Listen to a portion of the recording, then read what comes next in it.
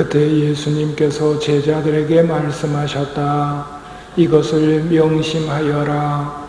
도둑이 몇 시에 올지 집주인이 알면 자기 집을 뚫고 들어오도록 내버려 두지 않을 것이다. 너희도 준비하고 있어라. 너희가 생각하지도 않은 때에 사람의 아들이 올 것이다.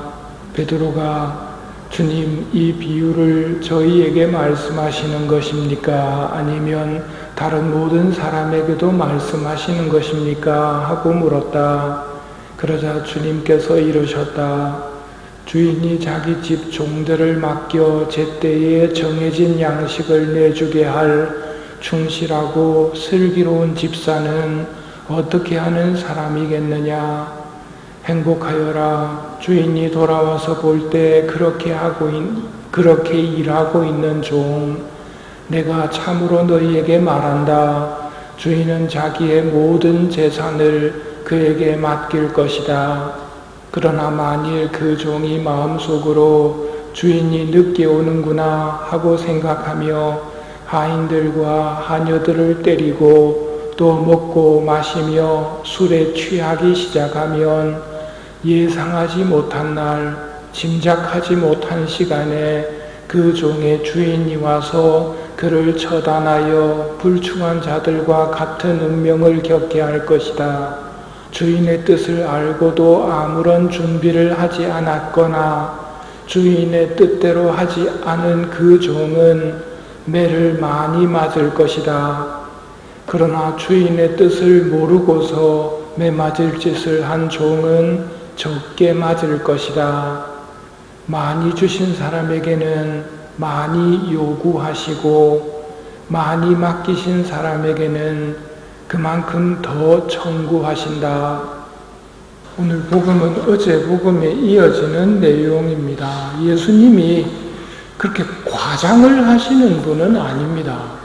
그런 분이 반복적으로 어떤 이야기를 들려주신다고 할 때는 그 말이 굉장히 중요하다는 말입니다.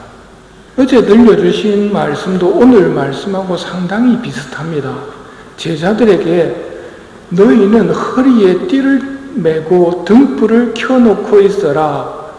혼인잔치에서 돌아오는 주인이 도착해서 문 두드리면 곧바로 열어주려고 기다리고 있는 사람처럼 되어라 하고 말씀하셨거든요. 제자들에게 주인님이 돌아와서 문 두드리면 바로 문 열어주려고 깨어 기다리고 있는 사람이 되어라. 행복하여라. 주인이 와서 볼 때 깨어있는 종. 내가 진실로 너희에게 말한다. 그 주인은 그 종들을 식탁에 앉게 한 다음에 그들 곁으로 가서 시중을 들 것이다. 오늘은 명심하여라. 도둑이 몇 시에 올지 집주인이 안다면 뚫고 들어오도록 내버려 두지 않을 것이다. 너희도 준비하고 있어라. 너희가 생각하지도 않은 때에 사람의 아들이 올 것이다. 결국 이 두 가지 이야기를 종합해보면 주인님이 몇 시에 오시는가를 맞추려고 하는 것은 멍청한 짓입니다. 맞출 수 없다는 말입니다. 분명한 것은 주인님이 돌아오신다는 것만큼은 분명합니다. 혼인잔치 끝나고 분명히 돌아오신다. 내가 돌아올 때까지 맡긴 일을 성실히 하고 있는 사람이 충실하고 슬기로운 집사이고 행복한 집사입니다. 종이 지가 주인이라고 착각하게 되는 것이 가장 큰 죄라고 이야기합니다. 두 사람의 차이는 자신을 그 집의 주인으로 착각하느냐, 그렇지 않느냐. 자기가 주인이라고 생각하면 주인님이 맡겨놓은 그것들이 자기 거라고 생각하고 그때부터는 하인들과 하녀들 때리고 먹고 마시고 술에 취하기 시작한단 말입니다. 이게 지가 주인이라고 생각하면 범하게 되는 잘못들입니다. 그러나 자기가 주인이 아니고 주인님을 기다리고 있는 종이라는 것을 아는 것, 그 사람은 행복한 사람입니다. 여러분은 주인입니까? 종입니까? 우리는 종이 되어야 됩니다. 바깥에 걸어다니는 사람들, 주인으로 걸어 다닙니까? 종으로 걸어 다닙니까? 다 주인처럼 걸어 다닙니다. 즉 걷고 싶은 대로 걷는다는 말입니다. 그런데 우리는 성당에서 우리 걷고 싶은 대로 안 걷습니다.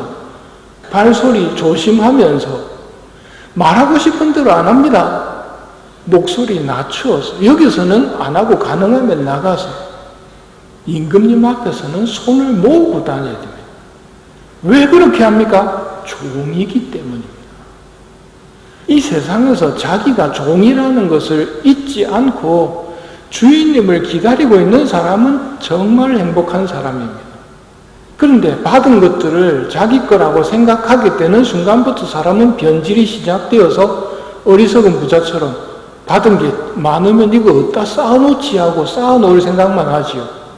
그날 밤 주인님이 말씀하십니다. 어리석은 자야, 오늘 밤 네 영혼을 찾아갈 것이다.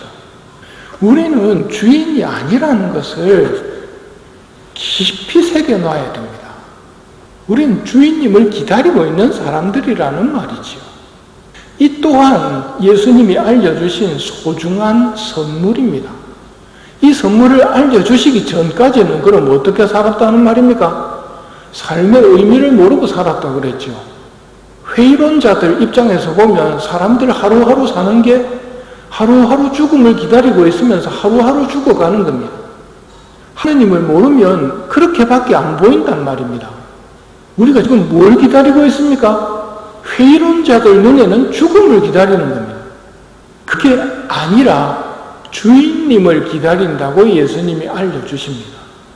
그리고 깨어있으면서 주인님이 맡겨주신 사명을 충실하게 하고 있던 종들은 어제 복음에 따르면 주인님이 식탁에 앉게 하신 다음에 주인님이 시중을 열어주시는, 그래서 이사야서에 나오는 보라 이분이 우리 하나님이시다. 우리는 이분께 희망을 걸었고 이분이 우리에게 모든 것을 가져다 주셨다 하고 행복하게 잔치를 벌리는 하늘나라 잔치에 참석하는 사람이 되는 것이고요. 오늘은 그렇게 착하게 살았던 사람들은 주인은 자기의 모든 재산을 그에게 맡길 것이다 라고 설명하십니다. 아버지께 전부 내 거라는 말입니다. 이게 아버지께 얼마나 되는지 모르니까 사실은 우리가 이걸 대수롭지 않게 받아들이는데요. 아버지께 충실한 사람은 아버지께 전부 내게 된다는 말입니다.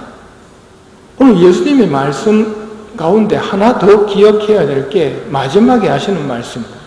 많이 주신 사람에게는 많이 요구하시고 많이 맡기신 사람에게는 그만큼 더 청구하신다. 이거 잘 새겨봐야 됩니다. 이 말씀을 어디에 적용시켜야 되느냐 하면 옆 사람하고 비교하시면 안 됩니다. 마귀가 우리를 유혹하기 위해서 쓰는 방법이 비교하는 겁니다. 옆 사람하고, 나보다 잘생긴 사람하고, 못생긴 사람하고 비교하도록 해가지고 스스로 교만에 빠지거나 혹은 하느님을 원망하거나 에이 내 마음대로 할 거야. 이건 뭔 말입니까? 내가 주인 행세할 거야. 이렇게 망하는 길로 유혹하는 게 비교하는 거거든요. 하느님은 다 당신이 가지신 계획이 있으십니다. 누군가에게는 5달란트, 누군가에게는 2달란트, 누군가에게는 1달란트 주신다는 말입니다. 그러니 1달란트 받은 사람이 5달란트를 못 만들었다고 걱정 고민할 필요도 없는 것이고요. 그저 충실하게 해야 할 일을 하고 있으면 아버지께서는 기쁘게 그 사람을 맞아주신다는 것을 기억해야 됩니다. 그 사람이 충분할 정도로 아버지 재산을 나누어 받게 된다는 말입니다.